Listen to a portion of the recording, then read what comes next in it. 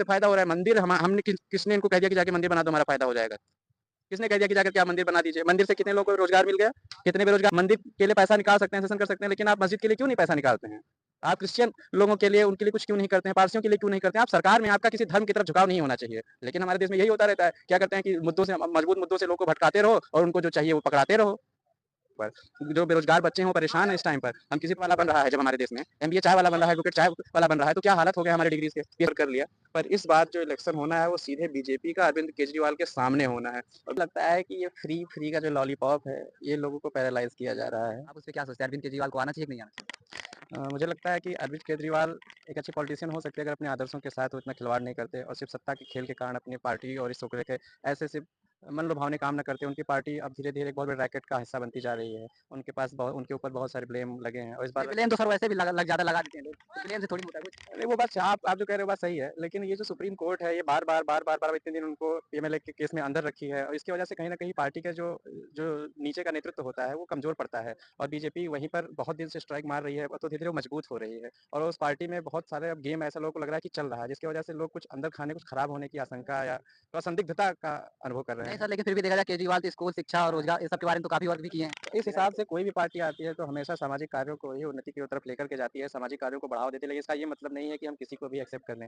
वैसे में नहीं तो जनता को क्या चाहिए ना, सुख सुविधा चाहिए, मेडिकल अच्छा उनके बच्चों को शिक्षा मिले और क्या चाहिए? हाँ, क्यों नहीं? ये आप जो बता तो रहे जब हैं ये मिल रहा है तो क्या दिक्कत है? तो फिर ये बताइए जब लोकसभा चुनाव होते हैं तो वही जनता क्यों बीजेपी को वोट दे देती है? उनके जो साथ वहाँ पे एमपी वो एमएलए, एमपी की सीटें तो वो लोग ऐसे हर इलेक्शन में ऐसे क्यों इधर-उधर करते रहते हैं अपना तराजू?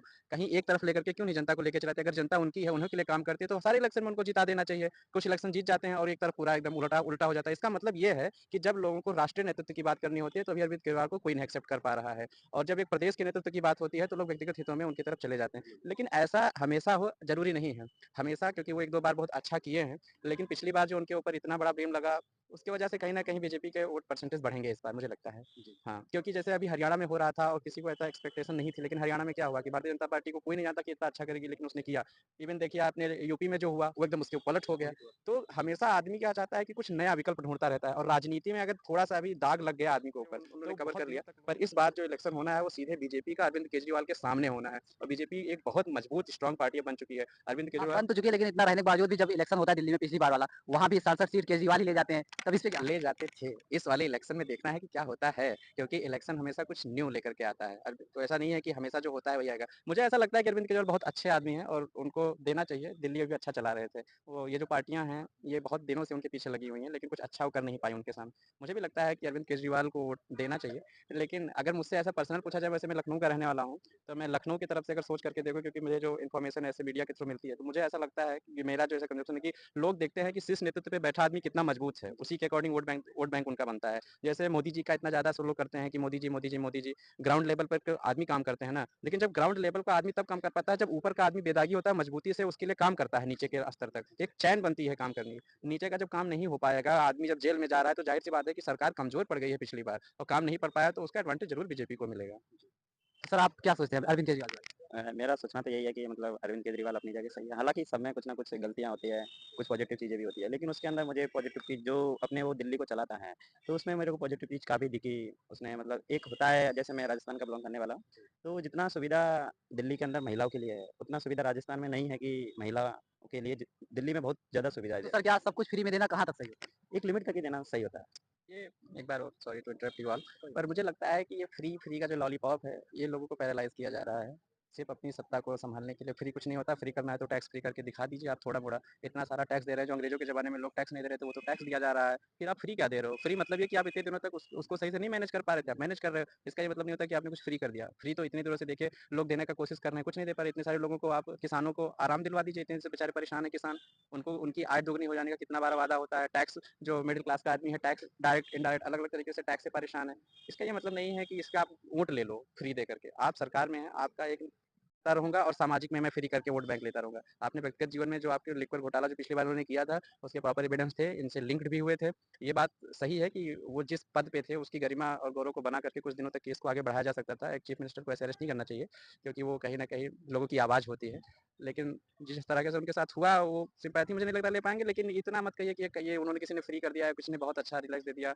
अब मोदी जी ने इतना सारा 15-17 में सोचता हूँ 80-80 करोड़ लोगों को वो दे रहे हैं अनाज, तो इसी बेस पे क्या वोट दे दिया जाए उनको?